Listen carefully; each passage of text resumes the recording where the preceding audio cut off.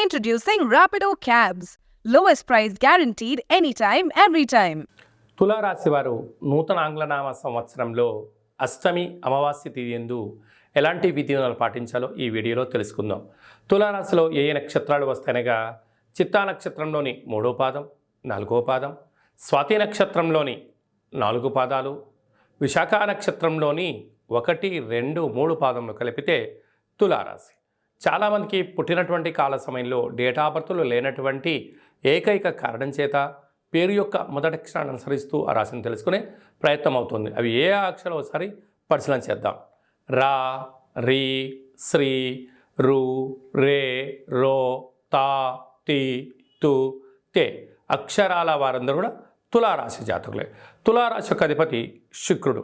వీరికి ధనావాకు కుటుంబ స్థానంలో బుధ శుక్ర సంచార స్థితి ఉండడం వలన ధనపరమైనటువంటి యోగము, వృత్తులలో, ఉద్యోగాల్లో, వ్యాపారాల్లో, నూతన పెట్టుబడుల్లో, బ్యాంక్ లోన్లు అందడము, గృహ భవన నిర్మాణ క్రయ విక్రయాల్లో అదృష్టవంతులు వీరి అని చెప్పడంలో ఏమాత్రము సందేహమే లేదు.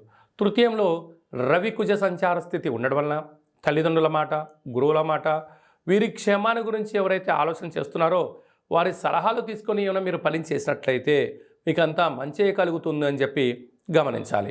పంచమ స్థానంలో శనసర స్వామివారు స్వక్షేత్రకంగా ఉండడం వలన వృత్తులలో, ఉద్యోగాల్లో, వ్యాపారాల్లో అన్నింటా విజయం మీ సొంతం కాబోతుంది.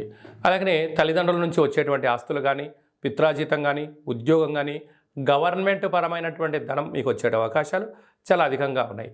6వ స్థానంలో రాహు సంచార స్థితి ఉండడం వలన దయచేసి అప్పులు ఇవ్వద్దు, అప్పులు పుచ్చుకోవద్దు. రెండిటి వలన రాబోయే కాలంలో గడ్డు కాలమే చవి చూసే పరిస్థితి చాలా అధికంగా ఉంది. 7వ స్థానంలో గురు సంచార స్థితి ఉండడం వలన వివాహ ప్రయత్నాలు కలిసి రావడం, విదేశాలకు వెళ్ళాలని అదృష్టం మీకు సొంతం పట్టడం, సభల యందు, సమావేశాల యందు పాల్గొంటూ అద్భుతమైన జీవితానికి మీరే కేంద్ర బిందువు అవుతారు అని చెప్పి గమనించాలి. అలాగా వ్యయంలో కేతు సంచార స్థితి ఉండడం వలన చిన్న చిన్న విషయాలకు ఆందోళన, ఎవరో ఏదో అనుకుంటున్నారు, నా యొక్క ప్రతి జీవితంలో వాళ్ళు నన్ను క్వశ్చన్ మార్క్ చేస్తున్నారు అని చెప్పి అనుకుంటున్నారు. కనుక మీ పని మీరు చేసుకుంటూ వెళ్ళండి. అది మంచిది అనిపిస్తే స్వీకరించండి, చెడు అనిపించింది మౌనంగా ఉండండి. రాబోయే కాలంలో శత్రువులను పెంచుకోకుండా ఉండే ప్రయత్నం చేయండి.